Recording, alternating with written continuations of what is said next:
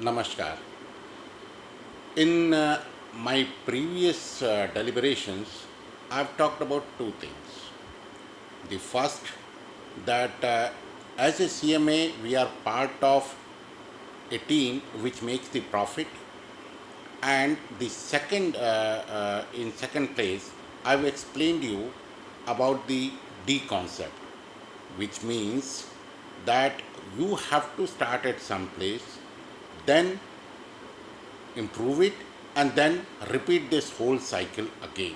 That is, you can call it a gap analysis and then rectify that. Meaning, very simple, that as long as you are making the improvement, costing function is there. The moment you stop that, it's not costing, then it becomes a simple accounting of events. Today, what I am going to do is that I am taking you to the concept of cost audit and also match it with our maturity models. In one of the videos, I have told you that cost audit report is one report which is having a part which talks about, in the auditor's report, it talks about giving observation and suggestions. So let us concentrate on this part. This is part B. Part 1 is more or less similar to any financial audit report with similar kind of points. Basically, true and fair view, controls whether you have visited or not, whether you have received proper information or not. But we are not going to talk about that. That's a matter of detail and everyone knows about it. Now coming to the second part, where we are to give our observations and suggestion. Now I am linking it with the costing maturity models. In the first level of costing maturity model, and please remember that we are going to take 12 levels of costing. I will be discussing 12 levels. The first what we are going to talk about today is, or the first so-called level is, the term you have to understand and remember is relating or related or in relation to. Please use these words to remember what I am going to say. The complete costing module or the maturity model number 1 is based upon linking or relating the resources, that is input, to the output, whether in goods or in services, and extending it to the final consumers, wherefore, or the ultimate consumers. So there is a direct linkage of a CMA professional when he is doing a costing to relate the input to output, but there it is not going to stop. It needs to be related to the final consumption by the consumers. That means in each of the stages, you can break it into 3 parts: input, output, consumption.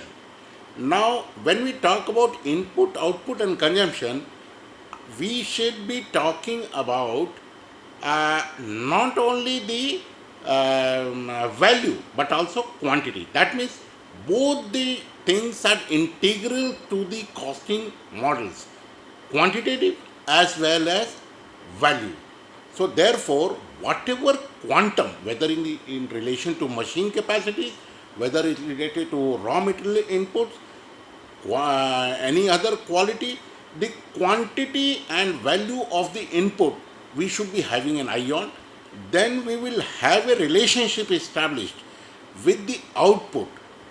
That is, whether by the ratio analysis, whether it is the efficiency parameters, whether by the quality control parameters, whether by the re-engineering parameters, we have to have a relationship of input with output and then extend it to the final consumption. That means it basically what we are trying to have a analysis is about demand, matching the demand with the supply, relating the demand with the supply, and between these two poles comes my input my output and the final consumption.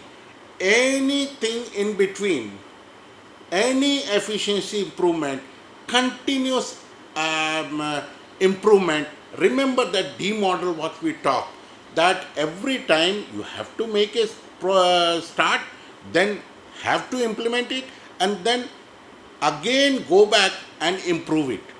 So at all the three stages, when we start doing it, that is the first stage, that is the first model of costing, where we will be giving our input to the management and start becoming part of the profit making team. So what we are now able to understand is that we are not only making book entries, we are not making the book entries, we are not the bean counters. Let us understand one thing.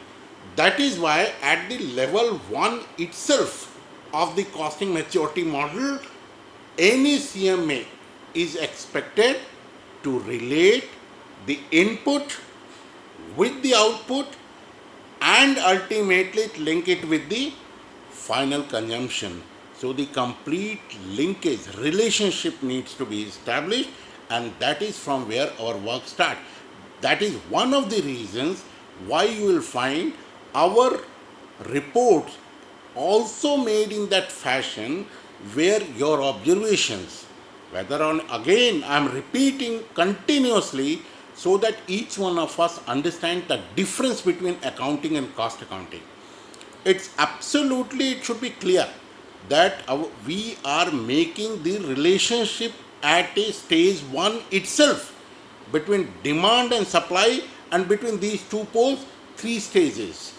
That is input of the resources. All the resources we are going to produce either goods or any services, and then again relating it with the final consumption.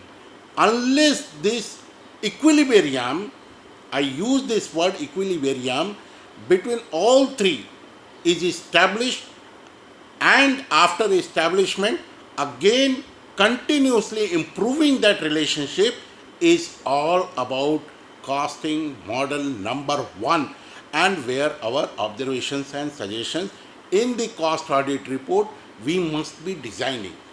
Next time I will deal with this level 2 of the maturity level. I will need your feedback on that. So please continuously be subscribing and help me out by giving your feedback. Thank you, friends. We'll meet again to the maturity level 2.